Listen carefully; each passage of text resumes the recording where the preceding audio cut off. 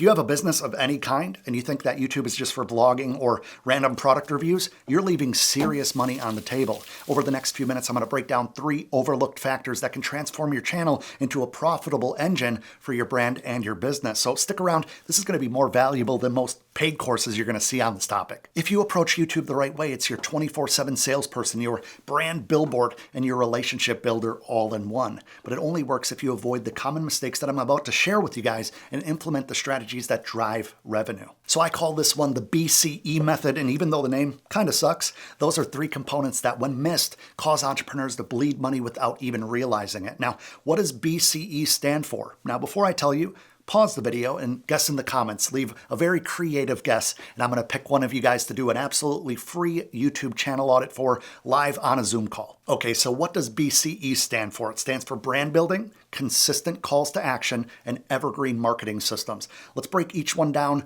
with a little bit more of an advanced tactic so you guys can really dominate your niche and stop leaving dollars on the table. So to start, let's dive into B for brand building. Lots of entrepreneurs slap together some random videos with no cohesive look, no cohesive voice, or messaging. They treat YouTube like a casual platform instead of a professional brand extension.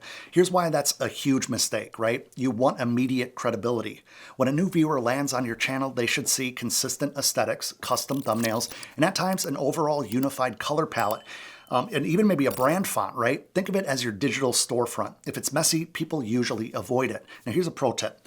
Build out your own style guide. It's very easy. If you have a guideline such as fonts, color hex codes, brand tone, you need to apply them to your channel banner, your thumbnail designs, and your on-screen text. And if you have something to reference, when you get bigger, which you will, you can have an editor look at these things and reference so it's all cohesive. If you come out with a new season, if you come out with a new look, you can shift everything and get away from what you already have locked in. Now, don't get me wrong. I'm a huge fan of using pattern interruption within your content and your thumbnails.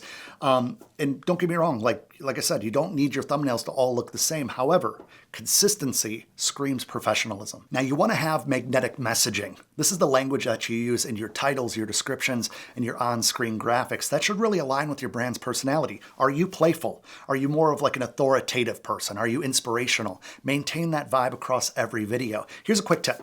To make it even easier, create a simple brand statement or a tagline. Incorporate that into each video. And it doesn't have to be word for word, just something that you've got constantly go back to and as a reference point.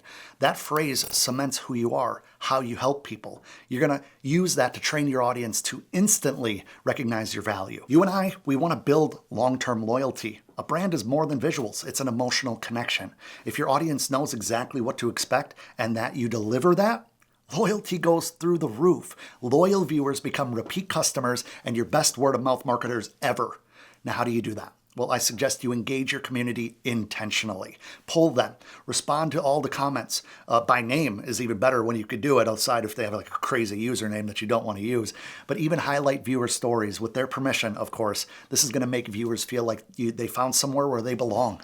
And that's all around your brand. And that's a good place to be. Look, if you want YouTube to pay off, you need to treat your channel like a brand experience and not just some random content dump like you're doing over on Instagram. The brand presence that you have on YouTube is going to turn those casual viewers into customers who trust you enough to invest in your offers. All right, now let's move on to C, which is consistent calls to action. The biggest reason entrepreneurs struggle to monetize YouTube isn't that they lack great content. It's that they never tell viewers what to do next. We need to develop your CTA mindset, your call to action mindset. If you provide real value, your viewer is naturally going to be looking for the next step, right? They want more from you. But if you don't guide them into how they get there, they'll click onto another random video and be gone forever. I suggest that you plan your CTA before filming, whether it's just sign up for a free webinar or comment below with your biggest takeaway. As I did earlier with the guess what BCE stands for, decide early on so we can integrate that into a smooth segue into what you're doing within a script, within an outline. We need to understand the different CTA formats. Not every CTA has to be buy my thing. So many people are confused by that. Oh, Adam, I don't want to keep telling people to buy. You don't. A call to action is just an action.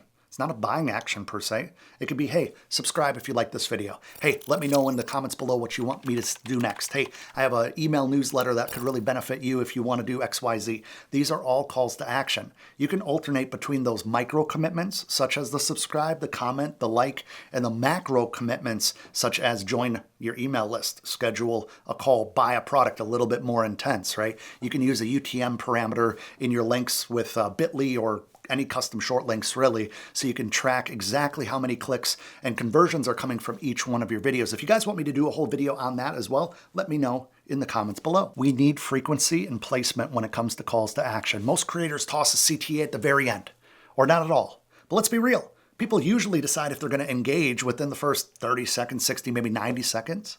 It's okay to mention a CTA early on, then in the middle, and then towards the end, as long as it's not pushy. A great way of increasing clicks or engagement is to pin a comment with your CTA. You can have that at the top of the comments, and you can tell people, hey, I pinned a resource that is going to help you apply these steps. This is going to boost click-through rate, right? Because it's right at the top of the comments. And it could even be something like, hey, let me know the number one thing you're struggling with. It doesn't always have to be leading off of YouTube. And in fact, I highly recommend not leading people off of YouTube with every video. One last thing I wanted to mention when it comes to this stuff is when you make the CTAs like a natural part of your content, you're going to see your channel shift from a passive hobby vanity project to an active lead generation machine that fuels your entire business. You will then become addicted to it. Okay, so we finally made it to E, your evergreen marketing system. Here's where most entrepreneurs fail. They treat YouTube uploads like short-lived social media posts, which is mind-blowing to me. In reality, a well-optimized YouTube video has the potential to attract views, sales, years after you hit publish. Now, if you want to be on a pro level with YouTube, we need to understand search engine mastery. YouTube is the second largest search engine in the world, owned by the first largest, which is Google. Strategic use of keywords, video titles, and descriptions means you'll show up in relevant searches long after the video goes live. You can use tools like TubeBuddy, which I'll have a link in the description box below, or vidIQ to research specific keywords. Then you can structure your title, you can structure your description, and the tags around those keywords. Here's how you keep the evergreen traffic flowing. All right, now let's talk about automated funnels. Don't just rely on YouTube's algorithm here. That's dangerous. You need to automate how your viewers enter your ecosystem. For example, direct them to a lead magnet that triggers an email sequence, or have them join a members-only community. If you run ads, create retargeting audiences for people who've watched your videos, then run specific offers to them on other platforms. This can take your efforts to the next level that's going to multiply your revenue potential. Now put it all together and you've got a smart content library that's always attracting new people, funnels them into your system, and nurtures them without having to constantly create brand new content 5 days a week. That's how you leverage YouTube for genuine ongoing ROI. All right, now let me do a speed run with a few more pro tips to supercharge your results even further, jumping into things that you could start doing today. Now, cross-promote strategically. Mention your latest blog post or podcast episode in your YouTube video and embed the YouTube video back on your website or your blog post, wherever you can, even in the show notes of your podcast. This bi-directional flow is going to build authority in both places and make you look omnipresent without having to do a whole lot of work. Now, the next thing to focus on is channel playlists. This allows us to group related videos into curated playlists right within our YouTube channel.